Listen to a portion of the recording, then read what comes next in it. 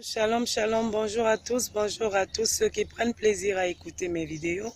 Je rends grâce au Seigneur pour cette nouvelle journée et je suis encore là pour partager avec vous sur le thème « Les gestes qui sauvent dans le ménage ». Nous avons la première fois vu l'aspect alimentaire, l'aspect romantique et sexuel. Aujourd'hui, nous allons traiter de l'aspect relationnel, un aspect qui est très important dans la vie de couple.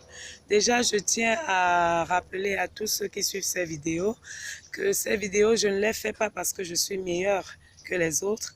J'ai aussi beaucoup à apprendre et j'apprends beaucoup lorsque je fais ces vidéos.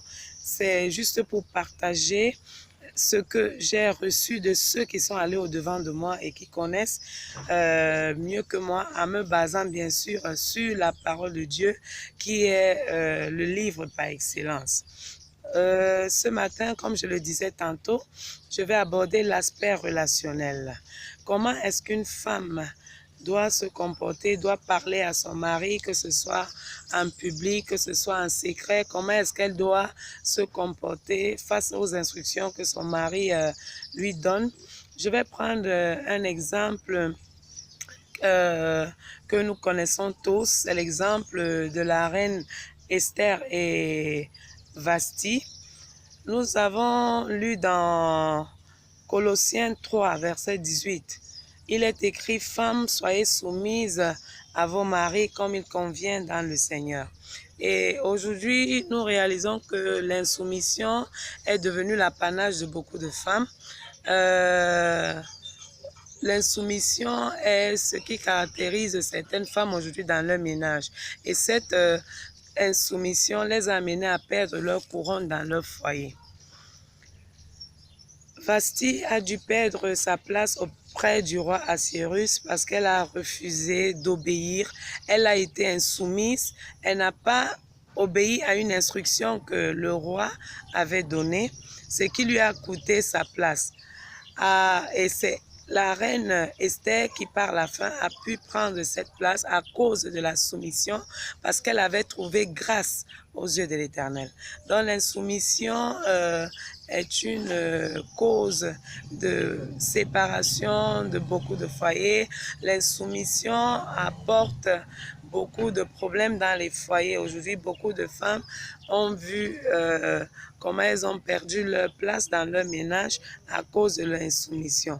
Et il y a un autre aspect, comment est-ce que nous, on s'adresse à son époux en public. Il y a des femmes qui, quelle que soit la circonstance, quel que soit le problème, s'adressent à leur époux n'importe comment devant les gens. C'est pas facile d'avaler parfois sa colère, de digérer, que votre époux ait raison ou pas. Je sais, il n'est pas facile de digérer, mais la sagesse demanderait que lorsque vous êtes en public avec votre époux, quel que soit le problème, que vous vous ressaisissiez, que vous sachiez garder votre calme et au moment opportun, lorsqu'il sera plus calme, que vous en discutiez. Il n'est pas bon de se tirailler en public avec son époux et même à la maison, il n'est pas bon de se tirailler devant les enfants parce que cela affecte également les enfants. Donc l'insoumission de la femme n'est pas bon pour le ménage. La femme a l'obligation d'être soumise à son mari. Être soumise à son mari ne veut pas dire être l'esclave de son mari. Être soumise à son mari, c'est le respecter. Quelle que soit la condition dans laquelle il se trouve, tu peux avoir plus de moyens que ton mari. Tu es obligé d'être soumise. Que cela ne te donne pas la grosse tête, peut-être parce que tu gagnes plus gros que ton mari, tu commences à le considérer comme un moins que rien. La soumission passe à tous les niveaux, que ce soit sur le plan financier, sur le plan éducationnel, quel que soit le plan où vous vous retrouvez, vous devez être soumise à votre mari. Ceci est très important et le mari qui a l'obligation d'aimer sa femme, si une femme est soumise, automatiquement cette soumission amènera son mari à l'aimer. Donc je crois, mes frères et sœurs, que nous gagnerons plus à être soumises à nos maris, nous gagnerons plus à être obéissantes, nous gagnerons plus à les respecter. C'est la raison pour laquelle Vous voyez dans le livre de 1 Pierre, Sarah appelait son mari mon Seigneur. Ça, c'est un signe de grande soumission. C'est un signe de grande soumission parce que le mari a autorité sur sa femme. Alors vous êtes obligés, nous sommes obligés en tant que femmes d'être soumises à nos époux. J'espère que cette vidéo vous a édifié. Si c'est le cas, abonnez-vous à ma page Life Transforming World in Action ou à ma chaîne YouTube Queen Shaloma.